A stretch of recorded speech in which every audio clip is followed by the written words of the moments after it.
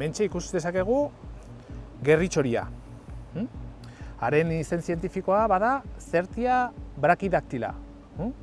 Asmatzen badugu txori bat, agian ez genuke ailegatuko honako diseinu honetara. Haren mokoa, estua eta kurbatuta, esplikatzen digu, esaten digu oso intsektu jale aparta dela. Saiatzen da, haren izena dion bezala, gerritxoria edo gerria jartzen zuhaitz guztiei. Zuhaitzen azalean dauden intsektu bila. Haren adaptazioa bustanean ikusi dezakegu. Haren atzamar, fin eta askazal apartekin heltzen da zuhaitzen azaletara eta haren bustanarekin hirugarren apoio gisa erabiltzen du. Hemen ikus dezakegu txoritxo gazte bat dela, aurtengo belaunaldikoa.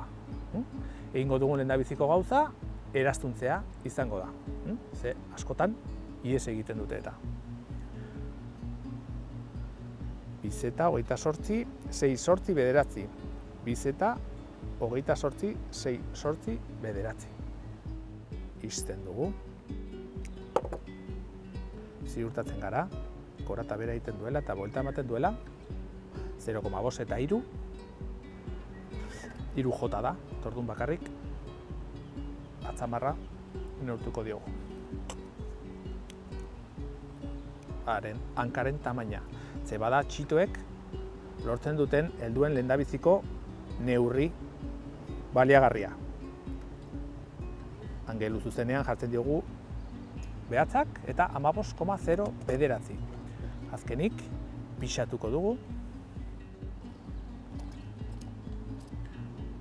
Oso erreza da espezie hau ikustea, 9.0 gramo pisatzen ditu, 9.0 pentsa.